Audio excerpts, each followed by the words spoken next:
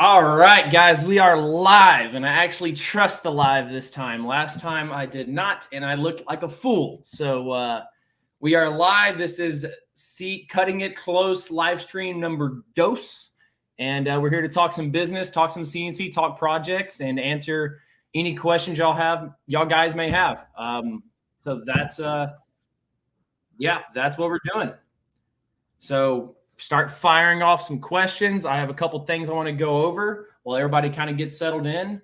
The first thing I'm going to go over, guys, is the bourbon of the day today is going to be a Maker's 46 cast strength. That's what I'm drinking today while we're doing this. So hopefully, it's not too empty by the end of it. But yeah, I'm a Maker's 46 guy. If anybody's having a nice cold beverage during the live stream, let me know. Oh man, and we have a lot of exciting things happening here with Cutting It Close. Why I'm starting to do these live streams. The business, as far as the wood shop goes, it's growing good. The cooler company's doing good, and so I'm able to actually finally focus on Cutting It Close a little bit more and start to teach y'all guys and help out more. And so you should notice in the next couple months me posting a lot more, me doing a lot more videos, these live streams, stuff like that. So super excited there. So I'm just excited to help y'all guys out and see if we can make this one of the top CNC education and business channels on YouTube. So the first thing I want to say, guys, is if you see in the bottom, should be the bottom right of y'all's screen, we have the Academy launching September the 4th, which is a Wednesday, the Wednesday after Memorial Weekend. Labor Day weekend. And that thing is I'm very excited for it, and very, very, very excited for it. It's going to change a lot of people's lives, and I'm really, really happy to share it with y'all guys. So yeah, it's going to be big. It's going to be big. I can't brag about it enough. I'll talk about it a little later on during this live, but it's going to be huge. So if any of y'all guys have any questions, just starting off, just fire them at me, and then we'll kind of go down a rabbit hole of different questions while we're talking about CNC and business, and see what y'all guys can come up with. One of the first things I want to get into is unique materials. So do any of y'all guys use any kind of unique materials on your CNC jobs, whether that's HDPE or cutting aluminum, or are you cutting wood? What kind of unique materials are y'all guys using during y'all's projects, during y'all CNC, your CNC business or side hustle?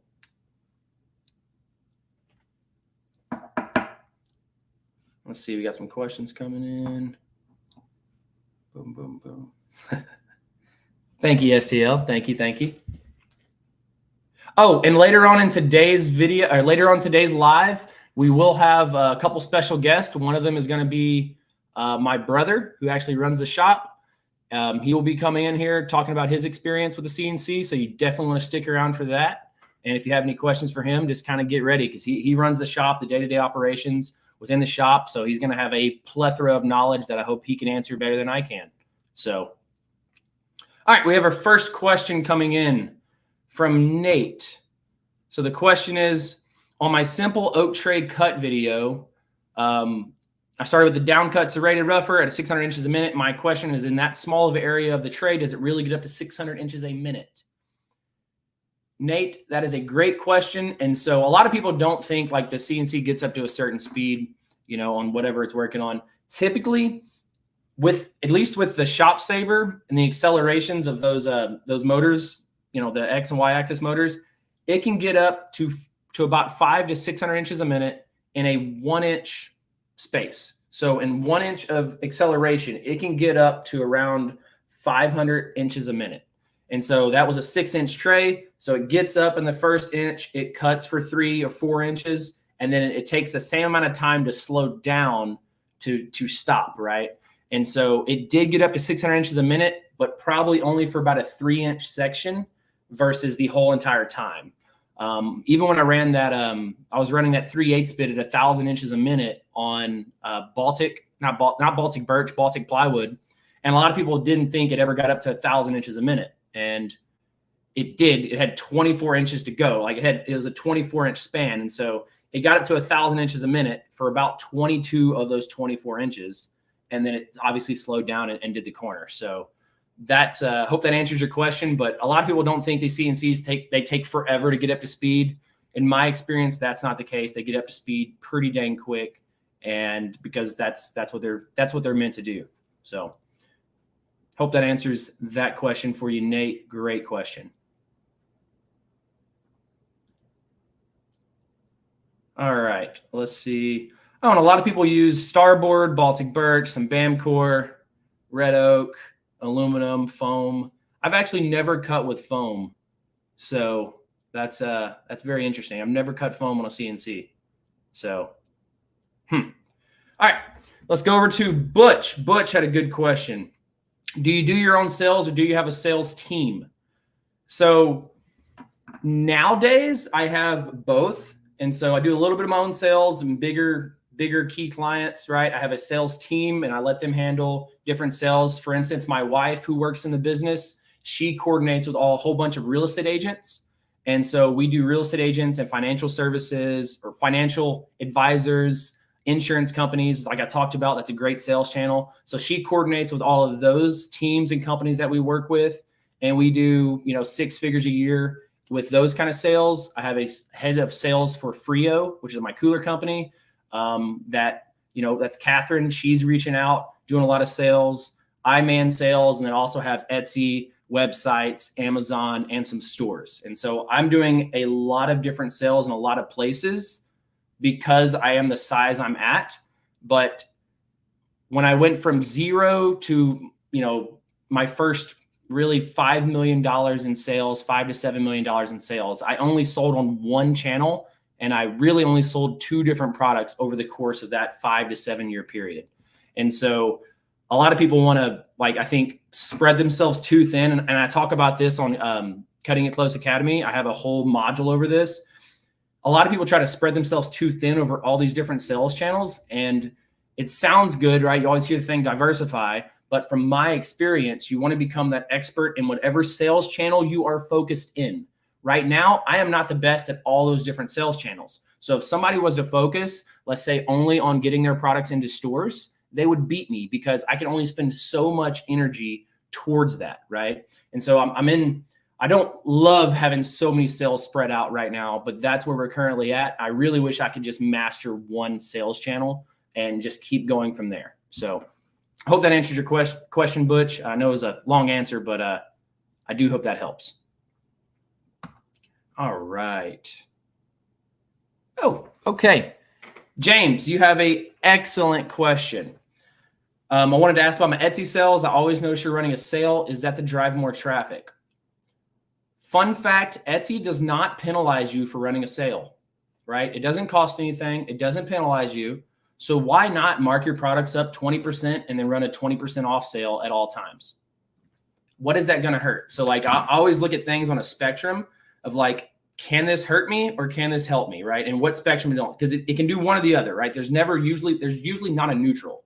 And so by running a sale on Etsy, how can this hurt me is the first question I ask. So how can it hurt me running a sale all the time?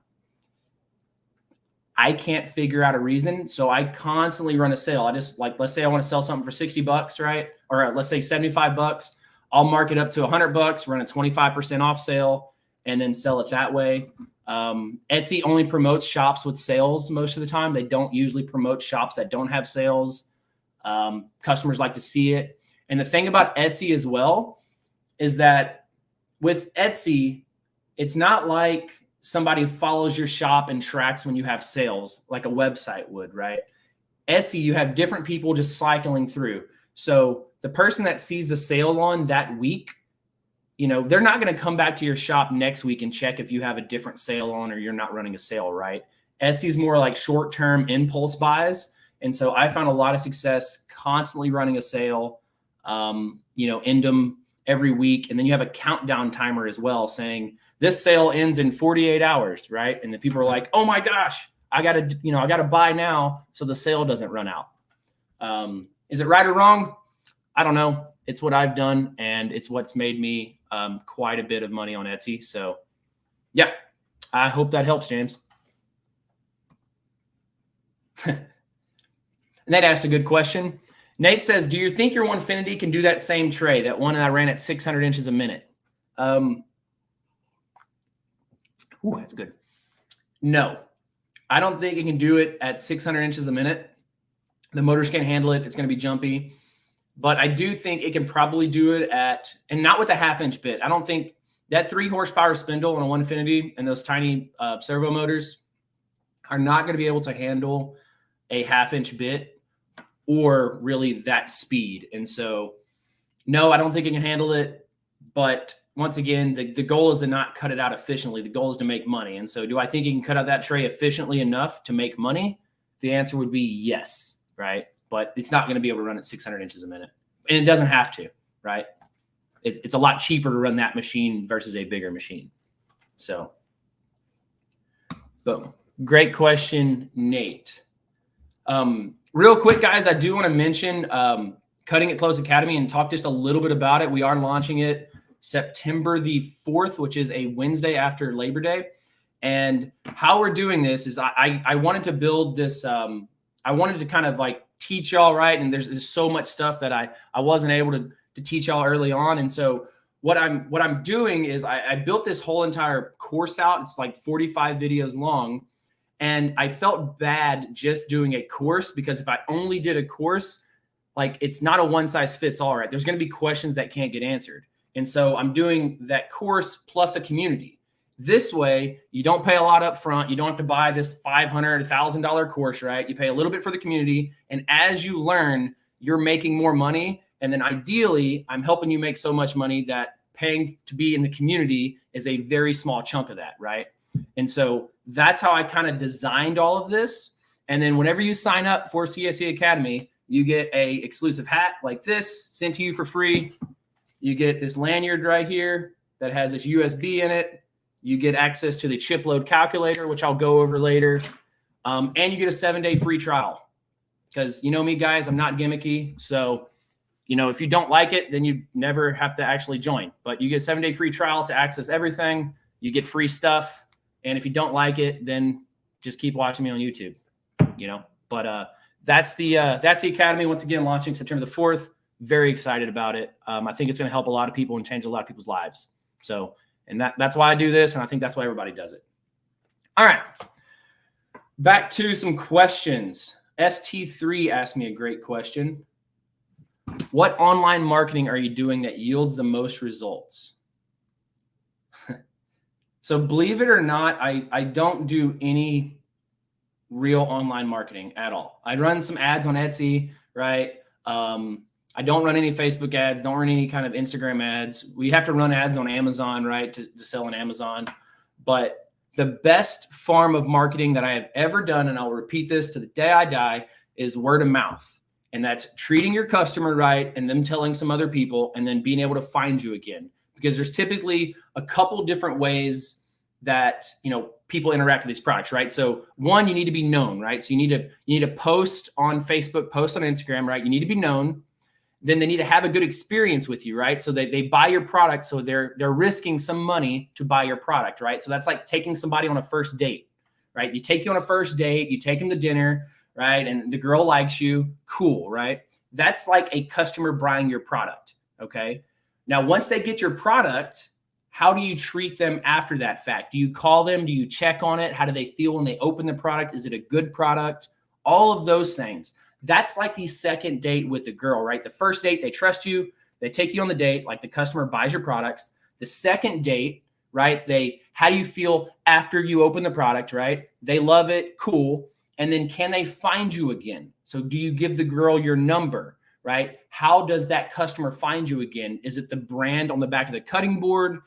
Is it some kind of an email marketing they get from you on a weekly basis? Something like that. Because if you take a girl on a good first date, right, a good second date, and you prove that your product is good, right, that you are still a good person, you are a great company, they want to tell their friends about you, or they want to tell their parents about you, hypothetically, right? And so they start telling other people, this guy is amazing, or this product is amazing, guys. You should check it out because I trust this company that I bought this product from. And then they tell other people, right? That's how building a brand works. And so I've always done it that way because you grow slowly over time and you're not in over your head and you never get too rushed, right? And so that's a big deal that, you know, I've found success with. So I hope that answers your question.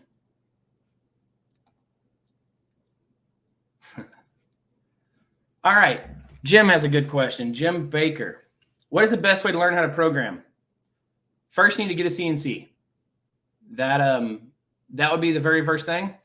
You can learn a little bit, you know, trying it out, but it's going to be really hard to figure out all the nuts and bolts without actually having that CNC in your possession. The next thing is you want to start the basics, right? You want to cut out squares, circles, you want to do some pockets, you want to do some V-carves, and you just learn as you go. I'm completely self-taught on my stuff, and it's just from trial and error and just learning, right? Either whether you're learning from different YouTube channels, whether you're learning from me, it's just a lot of learning, a lot of school of hard knocks. There is no easy answer for that, Jim.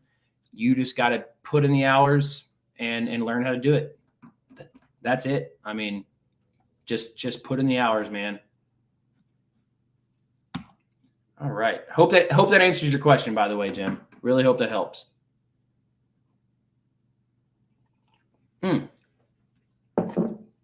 Yep. Halderon.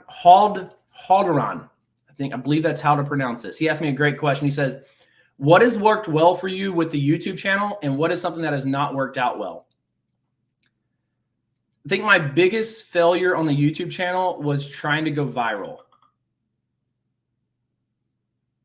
That was probably the biggest thing that I've made a mistake on, was trying to go viral with the YouTube videos, because what that got, and everybody wants to get this virality, this big video that just like launches them into the stratosphere. The problem with that is that when it takes off, it's going to get a whole bunch of people that you probably don't want to target, right? It'll get you a lot of eyeballs, but it won't get you the correct eyeballs, right? It won't get you your target audience.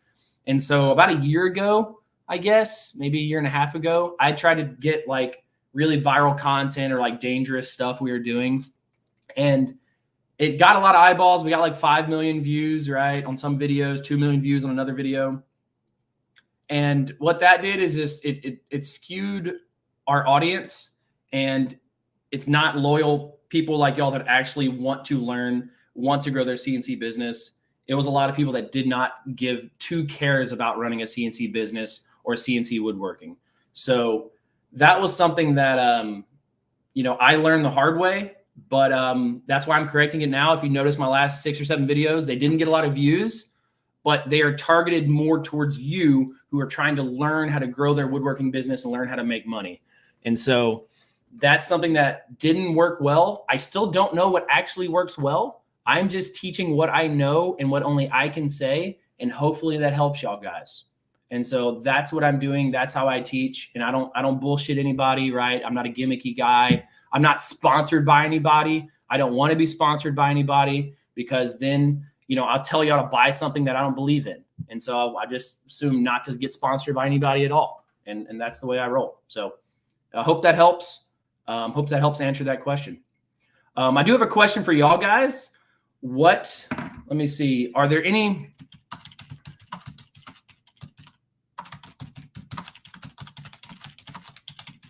There we go. Let me answer this.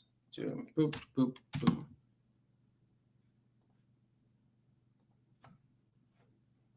All right. Let me see. Let me pin this. Are there any video ideas you want in the future that you want from me? Let me know in the comments, and I can maybe get those videos out for you guys. So, yeah, let me know if there's any videos you'll want me to make in the future. All right, let's get back to some questions. All right. This is actually a phenomenal question right here by Tom. Tom, I think this question is going to apply to a lot of people and hopefully help a lot of people. So Tom asked, if you had to choose between Etsy or Shopify, why one or the other?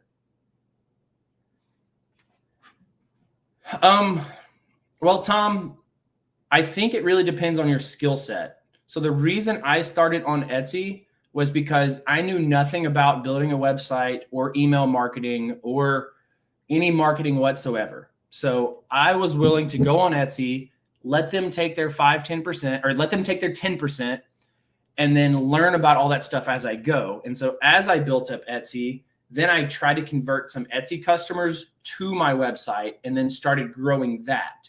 And so then as my Etsy shop started to grow, my website started to grow as well. And over the course, I think we have 150,000 sales on there. And I've converted about 10% of those people over to my website. And so Etsy actually acts for me as a lead funnel to my website. So I don't have to do a lot of that marketing. I let Etsy do it for me. And that has been successful. But if you're a computer guru and you know how to build websites and you know how to do marketing, I would say choose Shopify. But for me personally, Etsy was just a much easier path because I was completely ignorant on how to do online sales and how to build a brand and all that stuff. I just let Etsy handle it. There are some cons with it. There are some pros and cons, but I have to talk for about 30 minutes to really get into that. So I'm not going to do that on this live, but I do have that in Cutting It Close Academy. I do have a whole entire 2 videos dedicated to Etsy and what sales channel is right for you and whatnot. So hope that answers your question, Tom. Oh, STL, good comment. Yeah, if y'all can hit that thumbs up, that would be awesome. Hit that like button. That would be absolutely great. All right. Price for price and pound, that would be my picks. How to make various, so I'm going over the video topics y'all guys are sending me, various signs on the CNC. Let's see. Make videos that highlight specialty and everyday tools. Your flap sander was short, sweet, and highly helpful. Marketing, Facebook market ads. Etsy changing the algorithm. When did you start your business? Have struggled with insurance, anything law related because of stain or varnish? These are all excellent video ideas and questions. Let me actually go. Let me actually go answer a few questions real quick before I get into the next ones. So Columbia asked me, there seems to be people that have already taken the course. We have had a soft launch for about 50 people who have taken the course, kind of going over it, let us know what we should change. And so there is reviews already.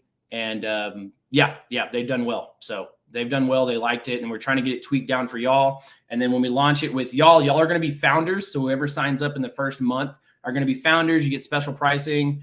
You get exclusive access to me, like super exclusive. We're going to, talk a whole bunch, and we're going to try to make this better to really help a lot of people. Going to have a lot of y'all guys on trying to teach this stuff as well. And so great question there. All right. ST3 asked another exceptional question. Did you take out loans for your equipment, or did you bootstrap everything debt-free? So both. Whenever I first started off, I started off with a $75 miter saw from Harbor Freight. I used that 20% off coupon, right? I bought a 10-inch dual bevel sliding compound miter saw. And then everything that saw made, I bought my next piece of equipment and so on until I had about $50,000, $60,000 worth of equipment, right? I had 2 CNCs, saw stop table saw, 2 drum sanders, a DeWalt miter saw, right? All my sanders. And then whenever I built my shop, I paid cash to buy my shop, which is to build my shop. So I bought the land and started building the shop and built it ourselves. That was about $250,000. So I was able to write a check for that. This is the day I moved out of college, actually. And then I started taking out loans on equipment, but the business was already cash flowing so much that the loans were, pretty much cash rolled by all of the revenue coming in from my business. So initially I bootstrapped everything. And I think that is an excellent way to go, because I grew. I learned about my products. I learned about my customers. I learned about every piece of equipment. I failed a whole bunch and it didn't cost me a lot of money. And then after 5 to 7 years of doing that, I then took my first loan out on my Shop Sabers and my wide belt sanders and stuff like that. But I already knew they were going to pay for themselves because of all that revenue that was coming in from my business. And so I have done both. I prefer the bootstrapping way because it was so much less stressful and I grew as the business grew. And it was a very like steady pace because there's so many levels of woodworking equipment, right? I mean, you can get a planer for $500, $1,500, $5,000, $10,000, $15,000, $60,000, right? There's so many different levels to equipment. Like you don't have to go big, right? You can, and then like the equipment holds its value. So if you buy $1,000 planer, you can probably sell it on Craigslist a year later for like $600-800, right? So what that planer actually cost you as you're bootstrapping up your business, right? You're staying lean, you're staying small, and then you can go and learn however you need to learn. So I hope that helps.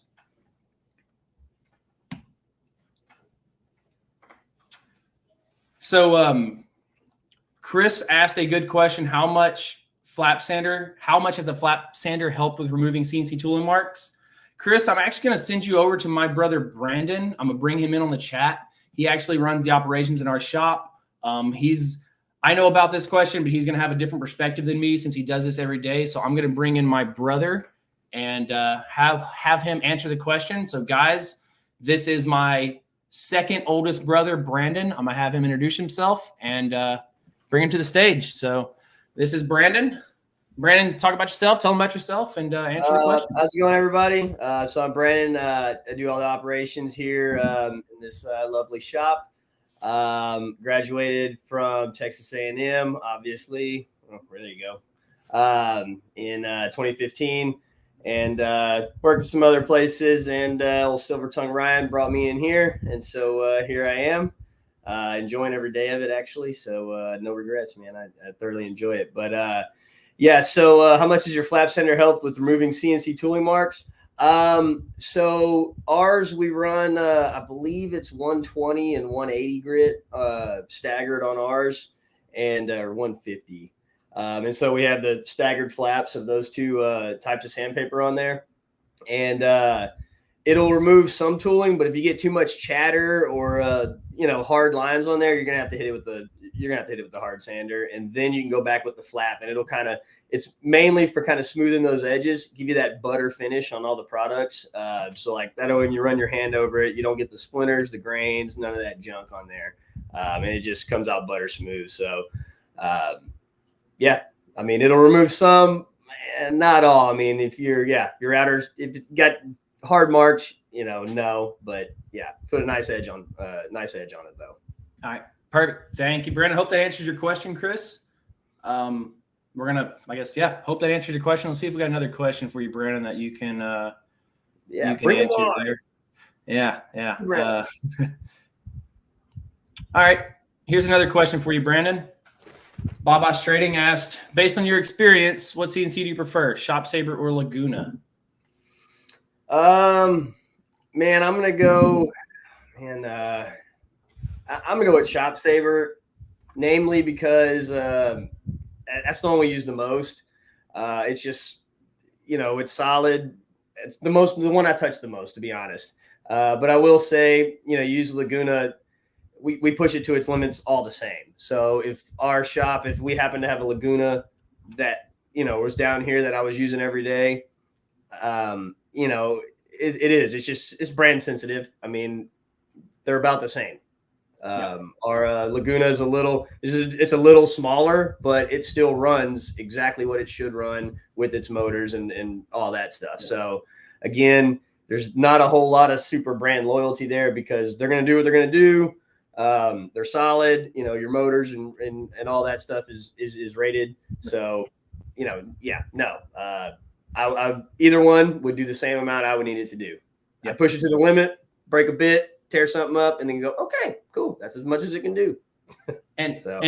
What to echo that answer, Brandon, is we now know how to operate these CNCs and do a lot of like, fixes and repairs to them. If you're brand new, I will say, and they don't pay me, ShopSaver doesn't pay me at all, but they have a great customer service. Whereas I haven't found Laguna to have a great customer service. So we do have the benefit of like knowing what the heck we're doing now and knowing how to use these machines.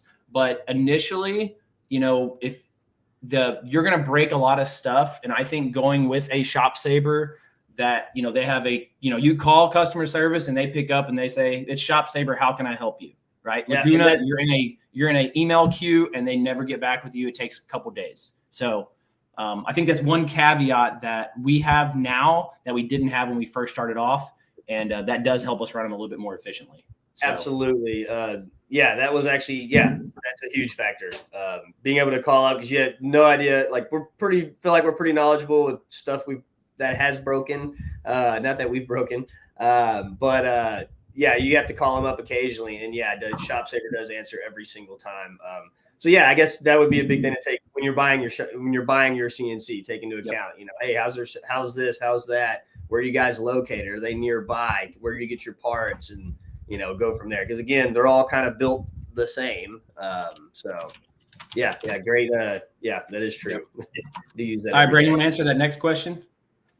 How about the tooling marks in the pockets? How about the tooling marks in the pockets? Sanders. What sander do you recommend? Shit, I can't read.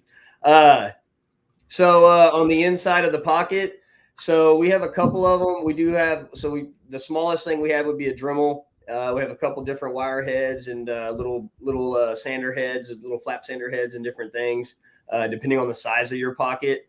And then one of the things I do want to get, haven't gotten yet, Dynabraid makes a sweet little die sander that's, I think it's like a 3-inch diameter. So depending on your pocket, that's what it's gonna take. But the Dremel will work. It can get the RPMs can get a little too high, so get the adjustable one because it will catch and burn a hole and different things. So take it easy with that.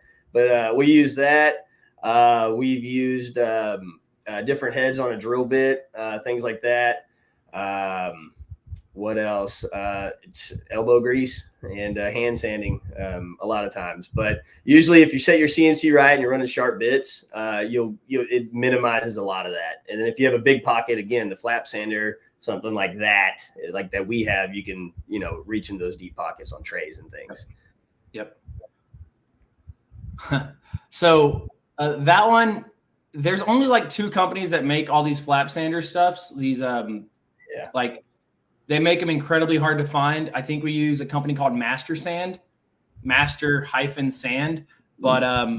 they're very expensive. I don't want to give prices just in case they cater to us. I don't know, but it's expensive. It's over $1,000 to replace all of the sandpaper on that.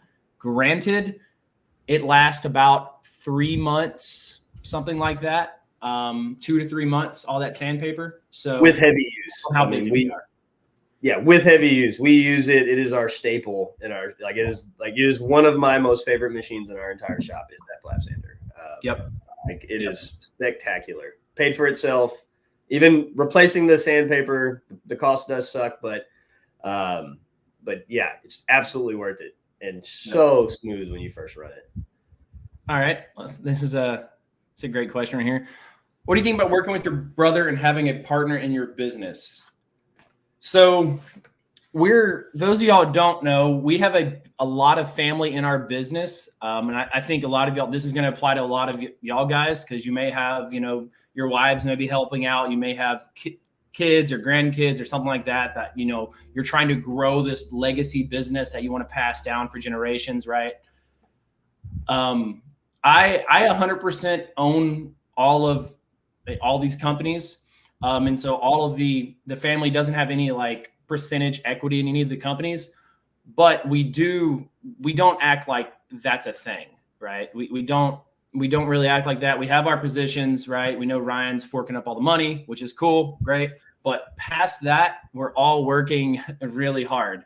And so, we have both of my parents work for me, my mom and dad. We have my brother, Brandon. We have another brother. TJ that works. We have a cousin, and I also have my wife that works in the business. And so we have a giant family unit. And I said this on the last live, but we're very goal oriented as a family, because it is extremely difficult to work. Like, it's already hard to run a business, and then it's hard to just get along with family. And when you put both of those together, it becomes extremely difficult. And so, we have one goal, and that is one day to get a ranch so all of our family can move there and we can live on the ranch and raise our kids, right? And Brandon can echo this. That is our goal.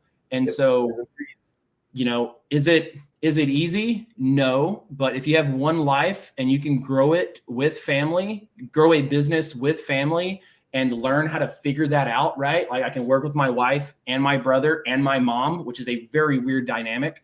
But that is the most beautiful thing to me. And I get excited about it. Now, it's extremely hard, but we all have that one goal. And whenever we reach that goal, like, that is going to be the most beautiful thing that I could possibly imagine right now, right? All of our family working towards a goal, building a business, and working our asses off to get to a point where we can get the ranch. And so, Brandon, if you want to chime in on any of that, but I get so passionate about that question, Colton, because this is why we're doing it, at least in my perspective.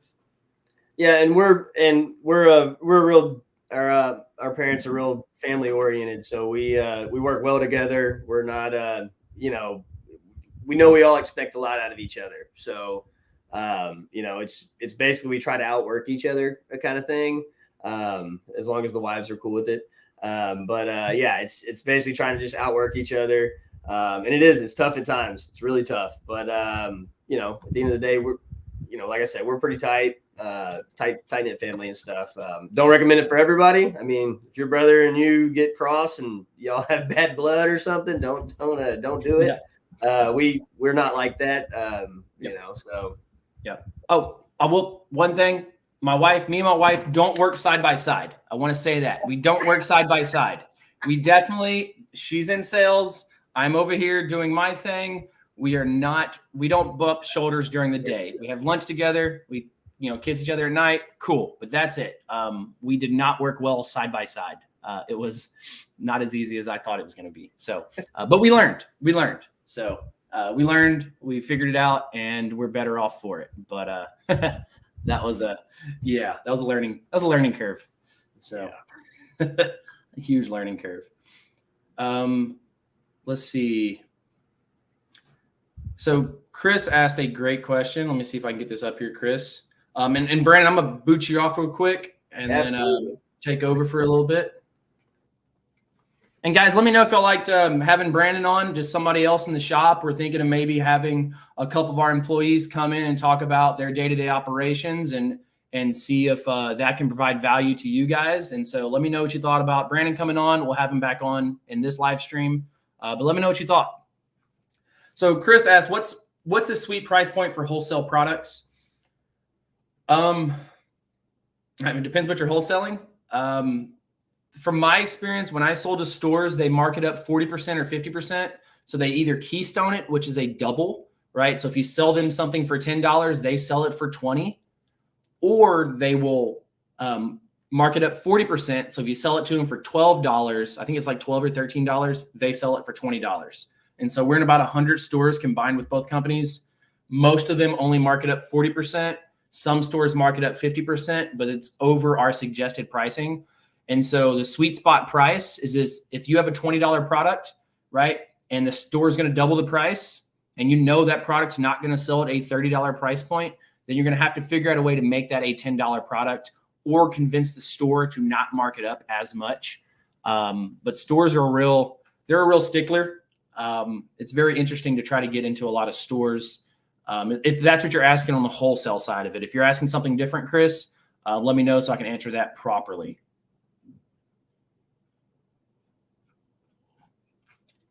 Oh, this is my wife, by the way, guys. So she says 100% learning process. Yep. Thank you, honey. Glad you're watching. Yeah. Yeah, Brent, somebody did like you, bro.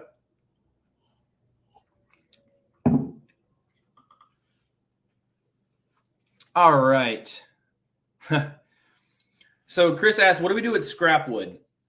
So we have a ton of scrap in our shop. Actually, I'm gonna bring Brandon back onto this one because this is a question that he can answer. But we have, starting in June, we had about 30 pallets of scrap wood. And so starting in June, we had a little over 30 pallets. And so if Brandon, if you want to chime in on how we process all that scrap, that's great. Where do I start? Scrap wood is you get creative. So that's the biggest thing. You get creative. So, you got to separate it out. We've got, we work from anywhere from, we do a lot of panels. So it's anywhere from 30 inches, 24 inches, 15 inches. And so you separate stuff down. So you started with the 30 incher and it's got a knot, well, is it 24? And you kind of just sort through it. You're going through it and separating everything out. Cutting it down if it's too wide and, for your glue ups and stuff like that. But it is a process. It is, we have been working and it's a living, breathing organism. It's, but yeah, we started out with this week. Actually, we've been able to do about 6 or 7 pallets a day. And then you're also making more pallets when you started going through raw wood as well. At the same time, you're going through these scrap pallets. And scrap pallets can be anything that we take off from the, we take our panel off the CNC and it's that strip of wood that's a 1/2 inch long, right? Well, shoot, man, we could take that, cut it down and boom, add it for a glue up for something else, right? So we are extremely efficient here. We don't throw a lot away. We probably should throw some things away. But yeah, we definitely don't throw anything away here. And it all gets used. At the end of the day, we're gluing up panels of stuff that we may not necessarily, we don't know what we're going to make out of it, but at the end of the day, we need to use it. We're gluing it up and we're going to go, hey, when we do get a product now or a new product comes up, then it's like, okay, cool. Well, hey, we have the blank this size. Well, we can use those. We already have a ton of them, right? So, yeah. And then the other thing is too, depending on what you're cutting out, you can change your CNC, and cut out maybe, we cut one panel cuts out 4. Well, maybe you're doing half panels now, and cutting out 2 instead of 4. So, but yeah, scraps a pain. And what we do with like sawdust, so we fill up an 18-wheeler of sawdust in our shop about once a week. And so our dust collector actually dumps down into a big hopper, right? And then we dump that hopper into about an 18-wheeler load a week. And so luckily we have some pasture. So we just dump it in the pasture right now. A lot of people think we can sell it. We don't have a lot of farms around here that are willing to buy it. So we don't sell it, but it's no cost to us to dump it in the pasture. And then all of our little scraps, like 6 inches or less, those get burned. We have a big burn pile and we burn everything. And it pains me. If I was a pin maker, I'd have a heart attack because there's so many chunks. I mean, just chunks everywhere. Wheelbarrow loads. We literally have a wheelbarrow in the shop. We wheel it out to the dumpster, wheel it out to the burn hole, throw it in there, and we burn it once a week. And that burn hole's probably 12 foot long, 6 foot deep burn hole that we're burning once a week, full of scrap. So it's a lot of wood, lot of wood. Yeah, we process. And we're very efficient with our wood, and we're still burning a giant pit once a week. I mean, Yep. So Jeff asked a good question. Alt mill arrives in a month, new to CNC. I see you sell wood. Where do you buy in bulk? How do you choose what wood to use? So we buy wood by the 18-wheeler load now. When I was for a long time, so like how this whole wood buying process works, you have the sawmill and they sell it to a distributor. The distributor sells it to a B2C distributor, and then they sell it to the end user. So there's 4 layers in this process, right? And so as you get bigger, you go from buying it from the local hardware store that sells you red oak for really expensive, or let's say walnut, right? For $12 a board foot or $20 a board foot. Then you go to a distributor who sells it to them and you save that 20, 30%. And then you save 30% the next step up, and then you save 30% the next step up. And so we have finally learned to buy wood. We buy it 11,000 board foot at a time, straight from a sawmill. and we're very particular on the sawmills that we get are from at the sawmills that we choose. And so like, for instance, red oak, we won't buy them in the southern states because it moves too much. And the northern states is too hard. It's too dense. And so it's really hard on the equipment, and the way it's really brittle. And so we buy it from Ohio area, like Western Appalachian Mountains, Appalachian, if I said that right, guys. Sorry if any of y'all are from there, let me know. But I think it's Appalachian. I've been saying Appalachian, and a lot of people have been commenting on the channel that I've been saying it wrong. So it's Appalachian Mountains, but that Western Tennessee area, that's where I find the best red oak to be coming from. And then it gets milled in Illinois and then gets shipped down to us. But yeah, so now we buy straight from the sawmill. And so, we save a lot of money, but you also have to put up a lot of money to be able to, get that. And then, I had another brother that just commented in the chat. Any scrap from there, we just use for barbecue wood. So we have a couple of local barbecue joints that buy from us, or they give us free food, or they give us our employees gift cards and stuff like that. Yeah. And so if our employees take a bucket of wood over to them, right, they get free lunch. And so that's what we do with all the leftover oak scrap that's in our shop. But yeah, it is a ton of scrap, man. It is. Yeah. We don't grind anything or pelletize it or make briquettes or do any of that, because we're today it was like I think it was record temps. It was like 110 or something. It was about 120 in the shop, so nobody needs heat here for fuel source. There's plenty of wood around, so it's mainly used for agriculture, animals, bed shavings, and stuff like that. So not the biggest market around here. So yep.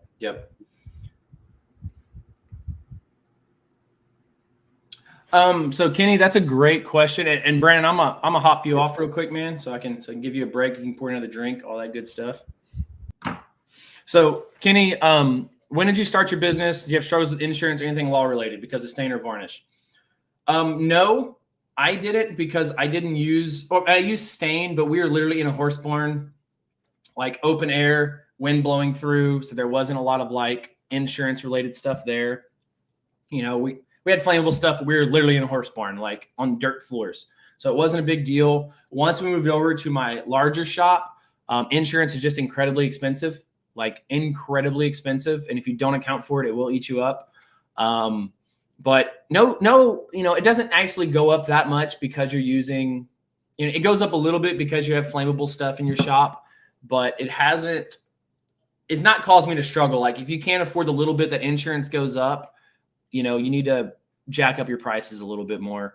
My suggestion was, either not use stain or have somebody else stain it for you, or just use mineral oil like we do. We mineral oil 90% of our stuff.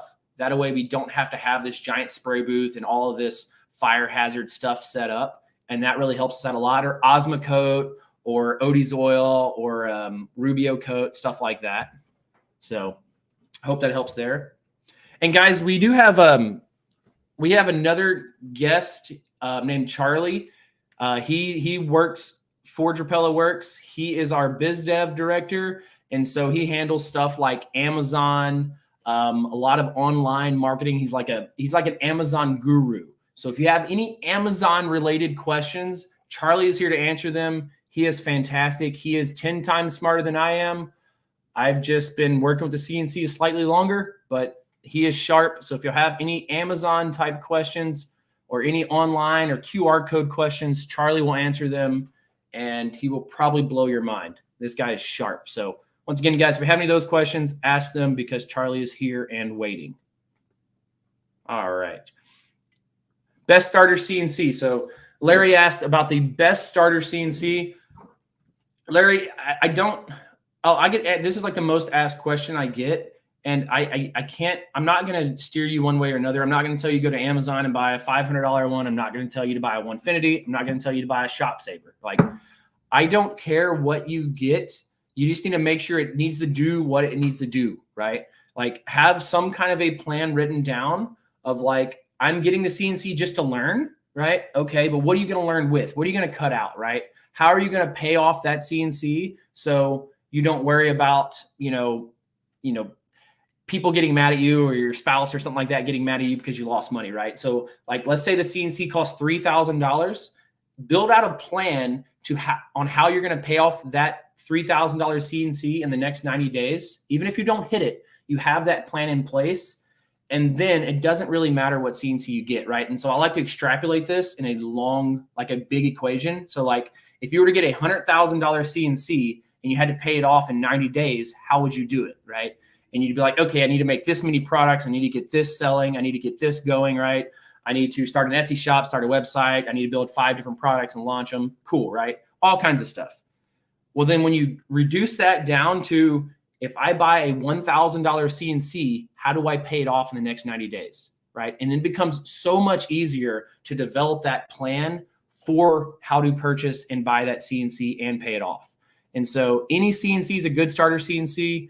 I recommend the higher up you go, the more better off you'll learn, I think. So the more expensive you pay, the easier it is to learn, because like a $500 CNC is going to be extremely hard to learn on because it's just not going to be capable of a lot of the stuff you're going to be taught. And so hopping into that $1,000+ range is probably the best to start off with. But yeah, just getting one and starting to work with it is gonna help out a lot. So hope that answers that question.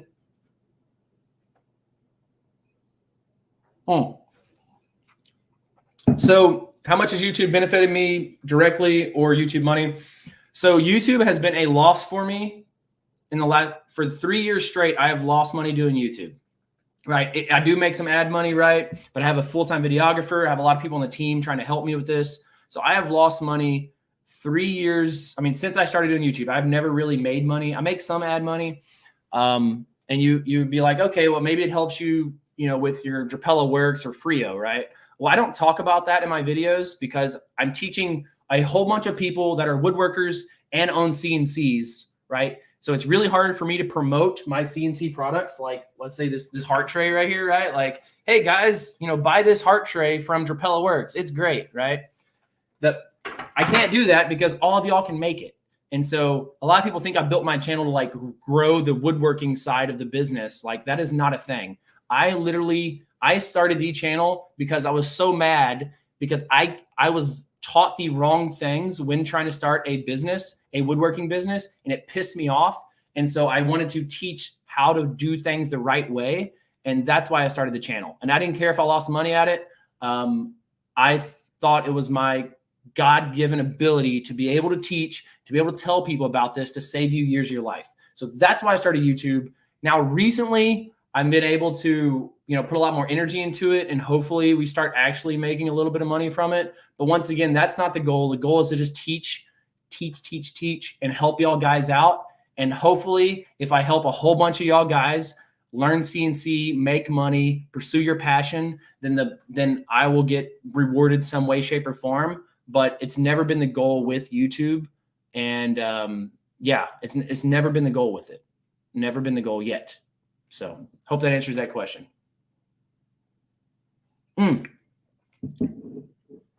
James asked, have I heard about Etsy changing the algorithm?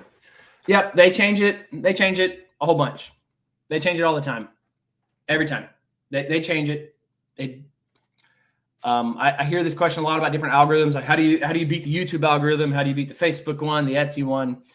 At the end of the day, if you make a good product, you take good photos, right? You provide good customer service, you get a lot of reviews.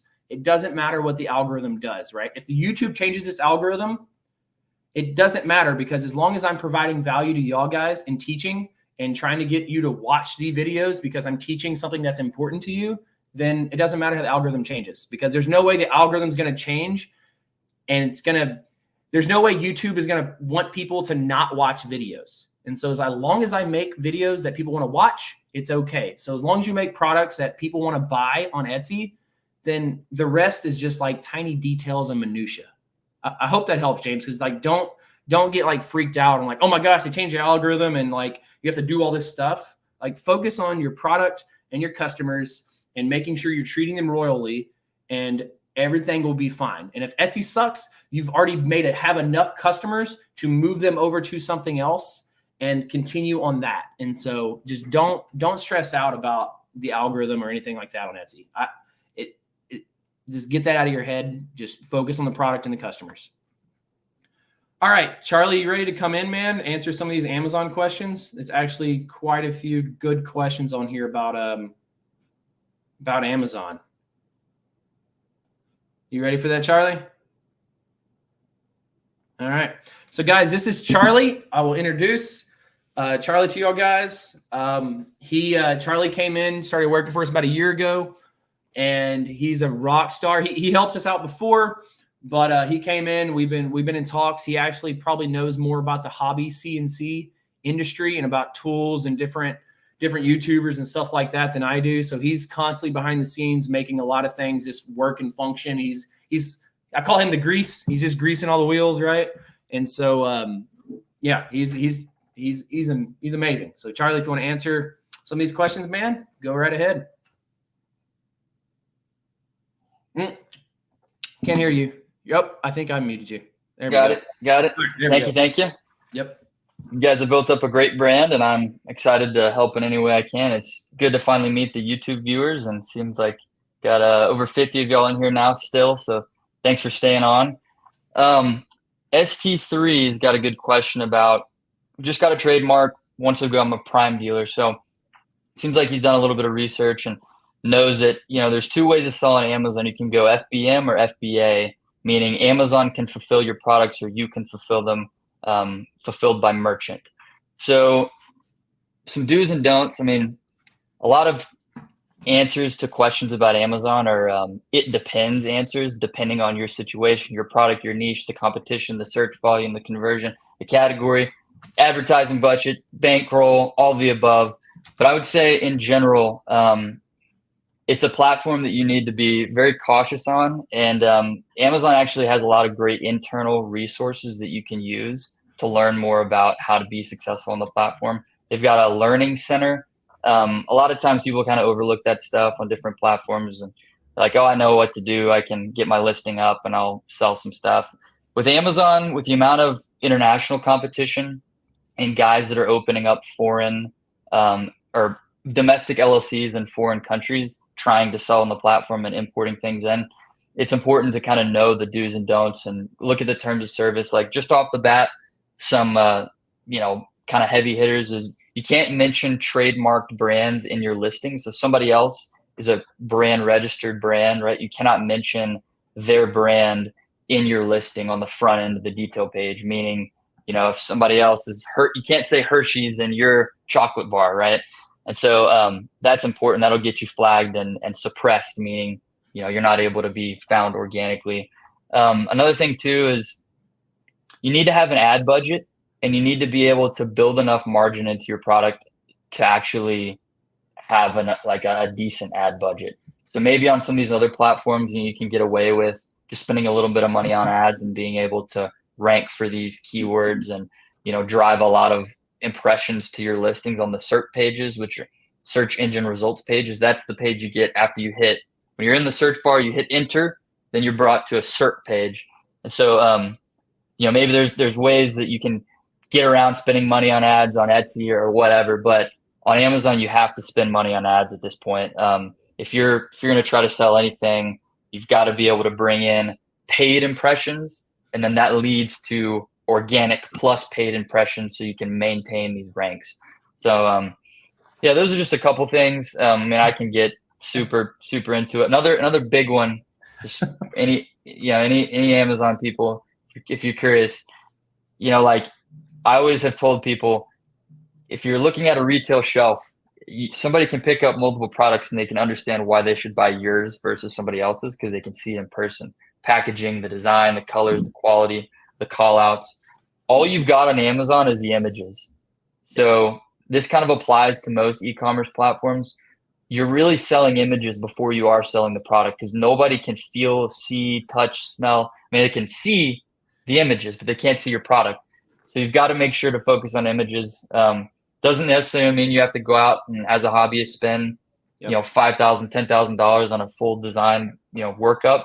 But it's important to realize that your images are going to affect your click-through ratio, which is how people find you. So those to echo some of and see, guys, it's so simple, right? It's so simple.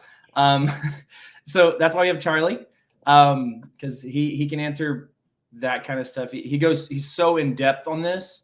I think, like, for me, guys, just as a woodworker, one thing that really surprised me on Amazon is how much they actually take. So Charlie, if you want to talk about the Amazon fees real quick on how much Amazon actually takes, is I think a lot of people want to get on Amazon because they see big dollar signs, right? They're like, oh my gosh, I can have this, $1 million product on Amazon and just keep spitting out the stuff. But, just go over some numbers, Charlie, so people really understand how hard it is to actually make a significant amount of money on Amazon with a small shop. Definitely. So the fee that's going to apply to everyone, regardless if you're FBA, FBM, handmade, non-handmade, any category, it's called the referral fee. So Amazon takes 15% of the checkout value in the form of a referral fee. And so, you're like comparing that to fees against other platforms. You're like, okay, I can handle 15%. Well, then you layer the ads on top of that, right? And I just mentioned before, if you're a brand in 2024 trying to sell on Amazon, you have to be running ads, pay-per-click advertising, and they're effective ads because customers they've got their card linked to Amazon, they're ready to check out. They're very effective ads that you can run. But as more and more people have realized that running ads on Amazon is effective, the bids, meaning what you're paying in the auction versus other listings in order to get that impression served to that person on the SERP page, those bids. So one click, there's a brand that I used to work for, it was a supplement company, and they were paying $50 for one click. You're talking about a single click, and that's not even guaranteeing the person will purchase $50+. So it's really important to realize, understand how competitive, the keywords are that you're going after, and then those advertising costs.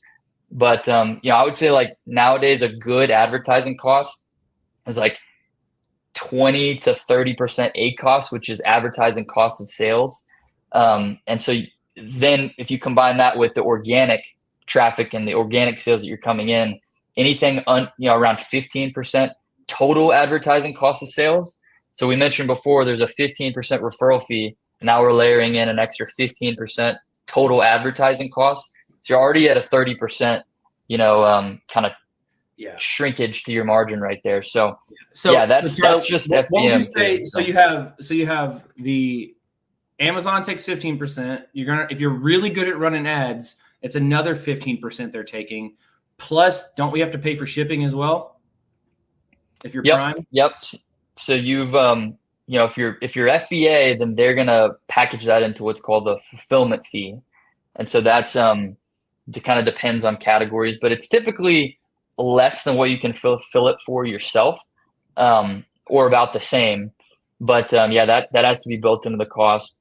And then obviously your shipping, and then Prime's not free, right?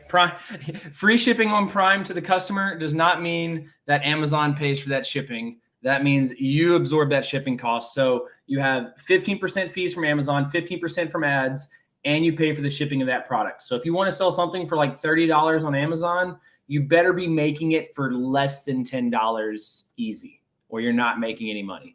And then you've got storage fees. Yeah. And then you've got inbound placement fees. Yeah, you got a lot of fees. So that's just the beginning. And let us know what y'all learned from just hearing Charlie talk about Amazon, because there's I think a lot of people want to get into it, but I don't know if they understand the complexity of Amazon as well, because there's just a ton of stuff going on there. Charlie, let's see if we can get a new. Let's see if we can answer a couple. Oh, how big was the? So how big of a jump? Yeah, how big of a jump? So the thing with Amazon that I don't think a lot of people understand either is, like, the reviews matter a lot on Amazon, and maybe Charlie can echo this. But, like, so when you first start off, there's not like this big jump. Like, you got on Amazon and, like, you send in your stuff, right? There's not like this giant parade that happens and money starts flowing in. Like, it takes a very long time to build up stuff. And so, like, maybe Charlie, I'll look up some of our Amazon stuff to kind of show them while you talk about that a little bit more, and I can share my screen.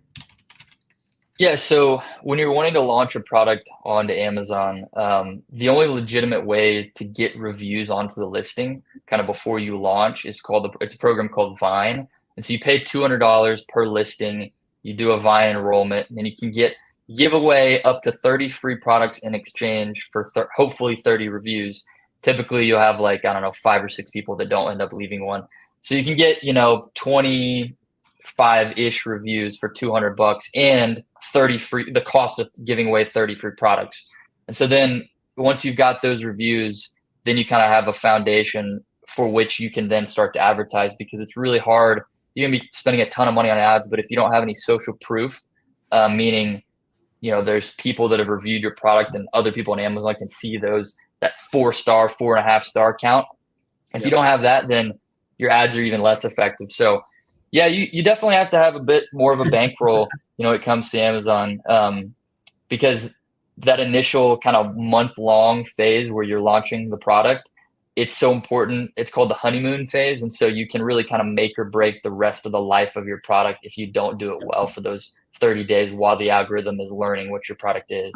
Yep. So I would say if you have other sales from other channels and that the product is selling well in other channels and you want to bring it onto Amazon, an easy way to do that without spending a ridiculous amount of money is just listing at FBM and fulfilling it yourself.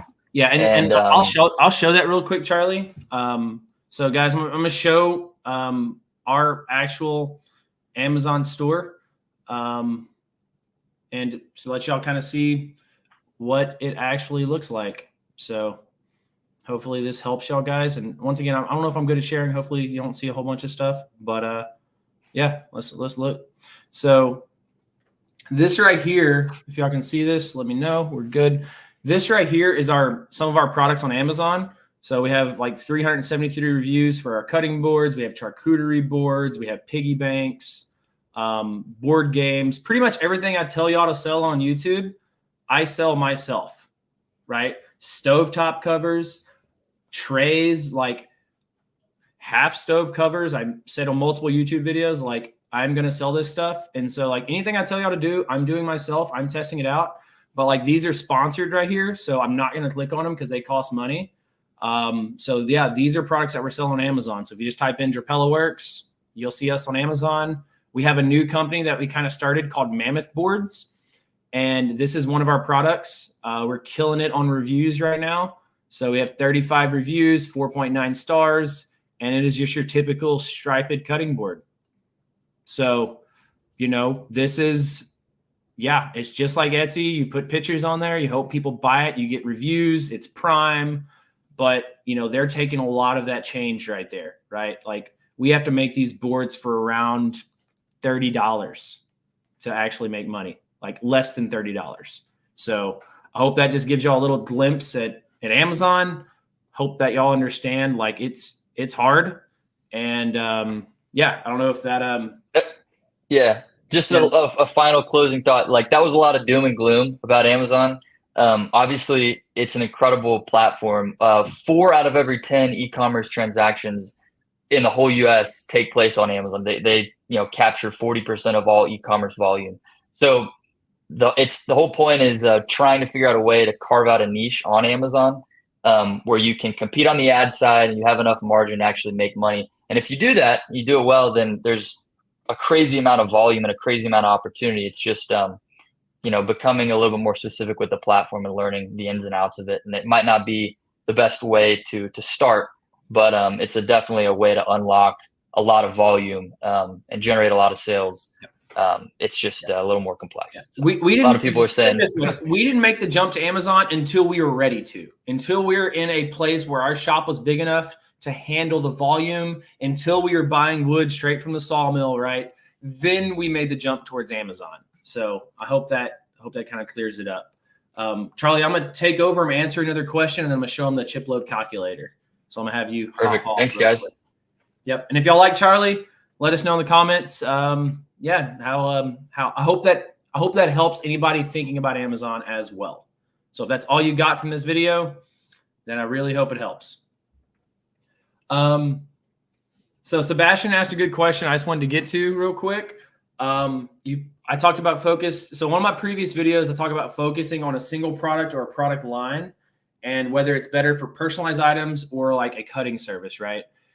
So you're asking what direction do you take your business, right, with that specific product? I talk about this a lot in CIC Academy. So the whole Cutting It Close Academy is built on a premise of one product, one channel, right? I call it the one-to-one method. The whole premise of everything that I've ever learned is one product, one channel. And so what you're asking is, do I focus on a single product or product line? The answer is yes, right? You focus on a single product or a product line. The next thing you want to do is focus on a single sales channel, right? And so let's say that your product is cutting services.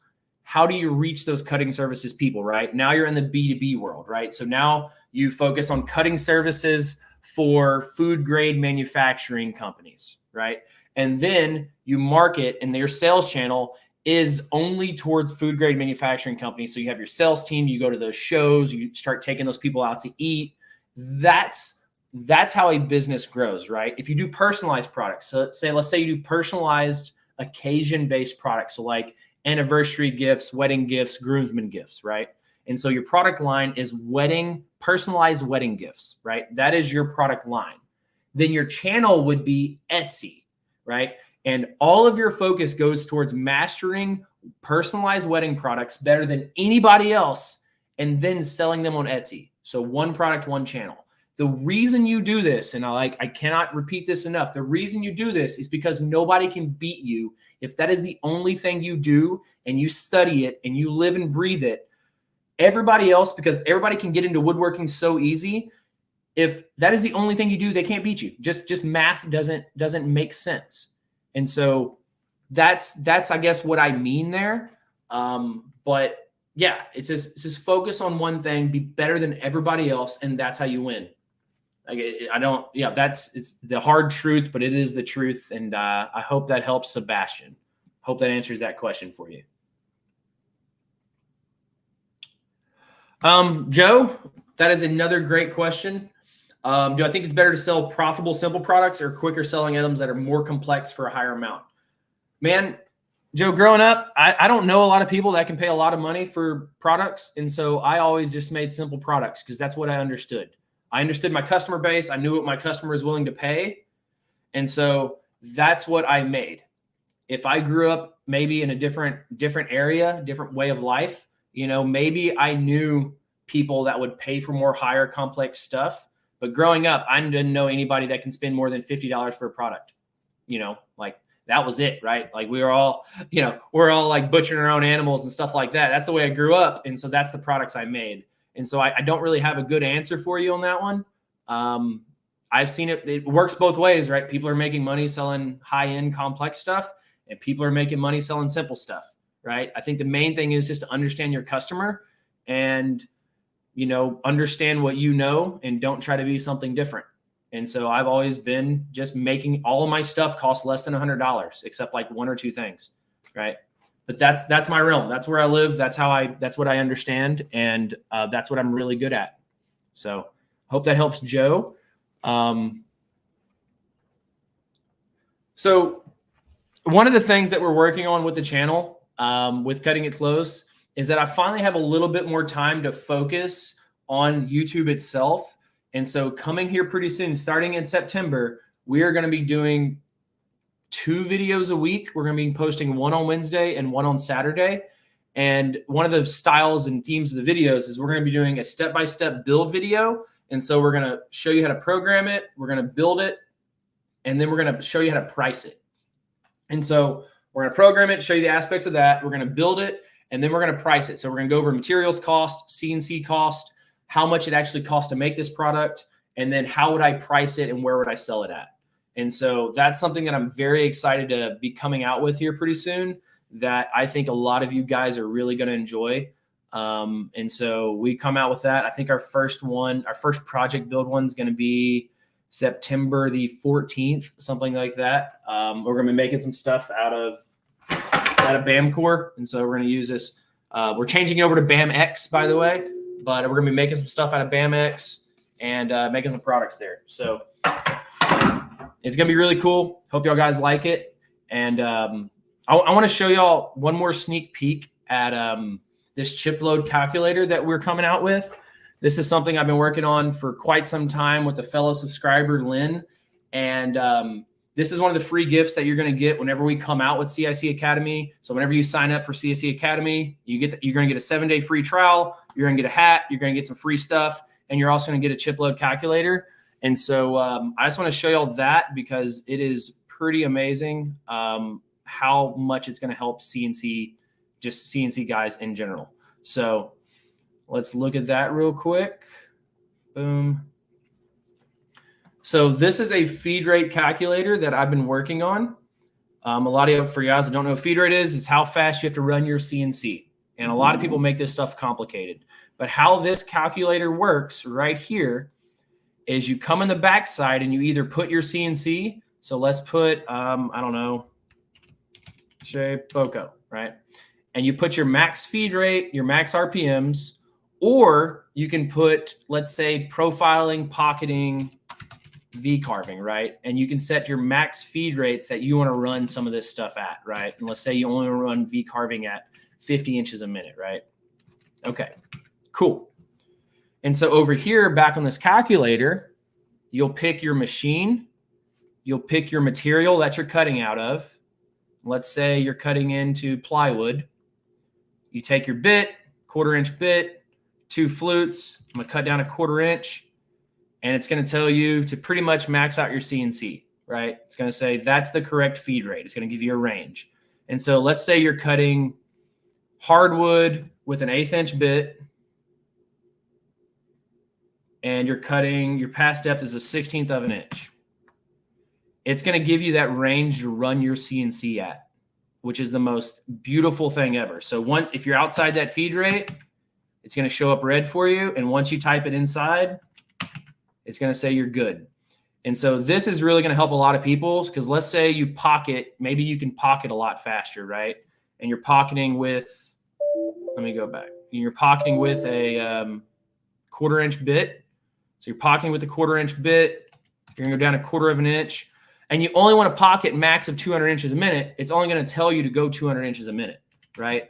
It's like, it's super intuitive. We're working, still a work in progress. Like, you know, these are different versions. So as we get better at it, you'll be able to level up with it. But, you know, if you adjust the RPMs, it should tell you, and see right here, it's going to say the RPM cannot go because your CNC cannot run that fast. Why? Because you told it in the back end to only run at 18,000 RPMs. And so I think this is going to help a lot of people with their CNC journey. We actually use this in our shop every single day on our machines. And so our guys can go, they pick it, they pick soft plastic, 1/4 inch bit, single flute, and it's going to tell you how fast to run that machine. Just like that. No more like trying to figure out how to do feed rates. It's all going to be right here. So it's a beautiful, beautiful thing. Once again, guys, you'll get that for free, for free on September the 4th, whenever you sign up for CIC Academy. So once again, it doesn't cost you anything to sign up, but yeah. So, all right. Yep. So a lot of people ask me right here, where do I get my BAMX from? So this is actually a product that I've been working on getting engineered for quite some time. There's a few similar products out there, but they weren't food safe. And so a lot of these aren't really food safe. Like it's a bamboo type material. And so I sell it on CIC Workshop. It took me a little over a year to work with a company to get it engineered in a way where it works for hobbyists, where it doesn't warp too much, where it's food safe, where it's certain temperature controls. And so once again, I sell that on CIC Workshop. I'll put a link if y'all guys want to check it out. But that's a product that you can't really get anywhere. But I see a need for it for hobbyists or people that want to make money with their CNC. because, you know, it's nice having a unique material. Like this right here is a charcuterie board that we do. And so like this thing is gorgeous. It doesn't really like, let's see if I can go straight down, like not really warped. It's beautiful. This material is legit, but you're not going to find it food safe anywhere. And it took me, like I said, a little over a year to try to figure out how to engineer this for the hobbyist market. And so that is, you know, that's where to get it from, just from me. And I'm not even trying to gimmick y'all on that. It's literally a product that I developed. So anyways, I don't talk much about it, but yeah, hope that helps. I got a question for y'all guys. Did y'all like the shipload calculator, by the way? I see a couple of y'all saying cool, thanks, all that. You know, I think, yeah, I hope y'all like it. All right. We got another question coming up.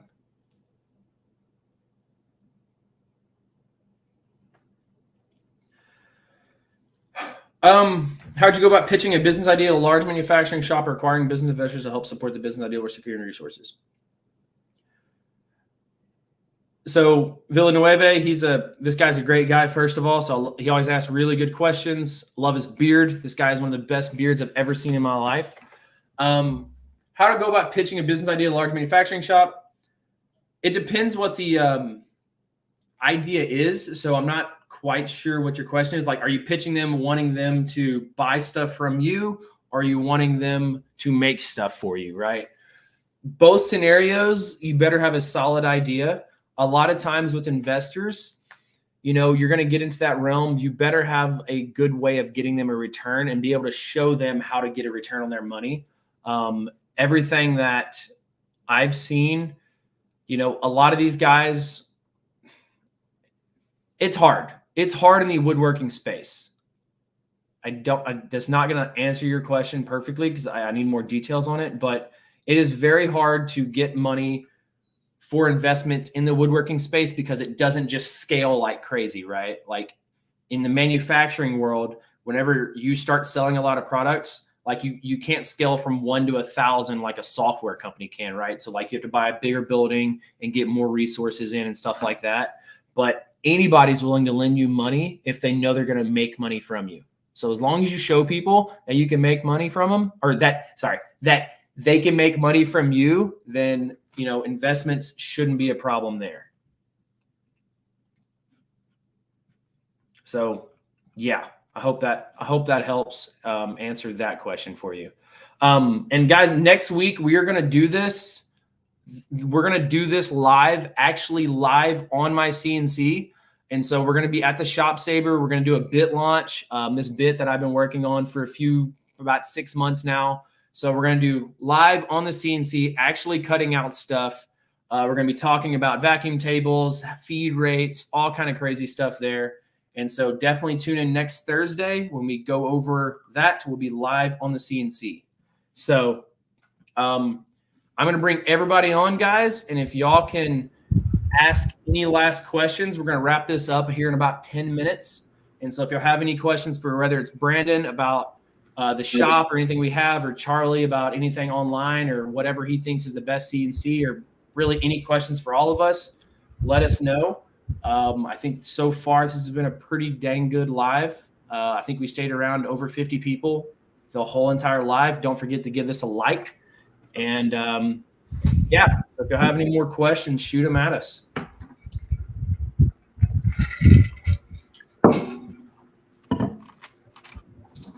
And I'm gonna talk about one other thing about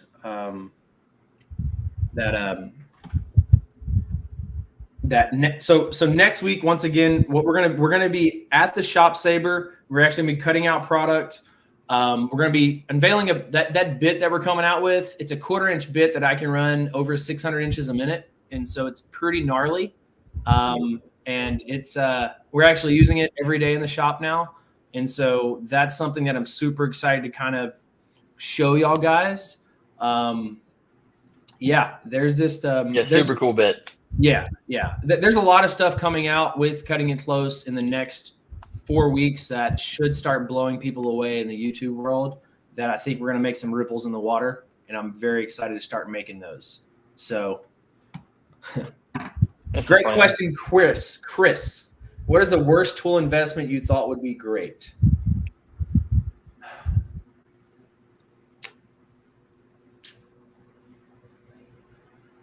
Man, that's tough.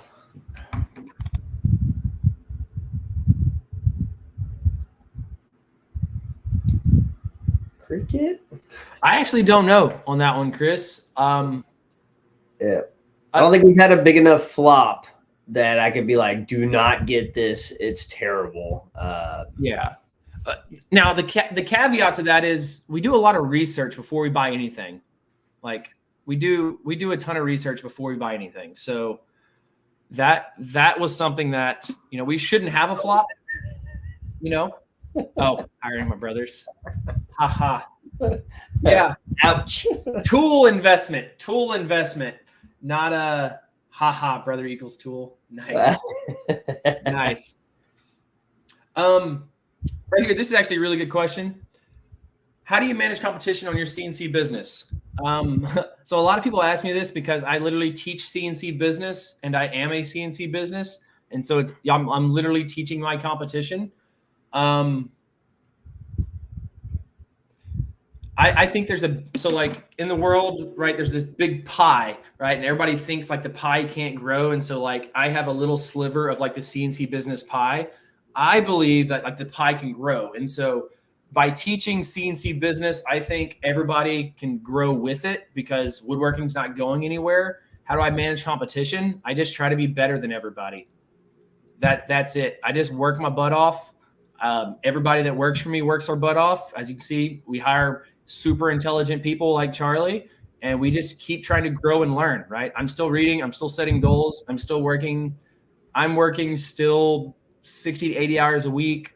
Brandon will easily put in 60 hours a week every single week. Charlie's easily working 60 hours a week. We're doing that because we want to keep growing. You don't have to do that, but we're doing it because we want to keep growing and, keep trying to get this business bigger. But yeah, it's not easy. I mean, it's just like any other business though, whether it's real estate or financial services or whatever. I mean, it's competition's competition. So like I'm teaching y'all guys how to do it and I'm not holding anything back because if y'all come compete against me, it's just going to make me better or y'all are going to win. The best man's going to win. So hope that answers your question there. I've never tried Tullamore Dew Irish whiskey straight. That is a long label. I will definitely try that out. I'll write that. Yeah. We might have that on the next.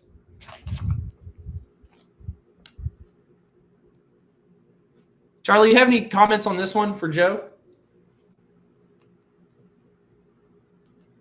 Let's see. I don't know much about eBay, so. Yeah, eBay. It's really hard to get found on eBay, and honestly, eBay, I feel like it's turned into. It always really has been kind of a secondhand marketplace, but trying to get a lot of customers, you get a lot of people that might be going to eBay to get liquidation deals, some used stuff, bidding on things, refurbished items. A lot of companies on Amazon partner with liquidation companies that use eBay as a big sales channel. But I would say, getting customers that are lower in the conversion funnel, meaning that they're like actively clicking on listings ready to buy something, you probably are going to get a lot more people that are in the awareness or like consideration stage of the funnel, meaning they're not necessarily there to purchase your product now, looking for custom CNC wood products.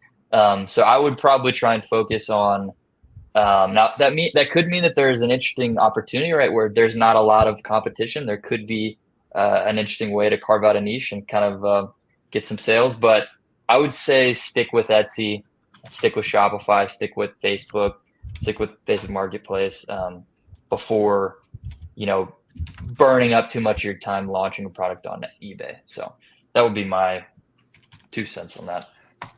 Yep. All right, guys, we're at an hour and a half. We're going to wrap this up. I really appreciate everybody for watching. Thank you so much. Live next week at the CNC. We're going to be running some bits, doing some launches, doing some giveaways. Hope everybody likes it. And yeah, check out BAMCore. Check out CSC Academy, guys. Thank you so much. Hope y'all learned a lot.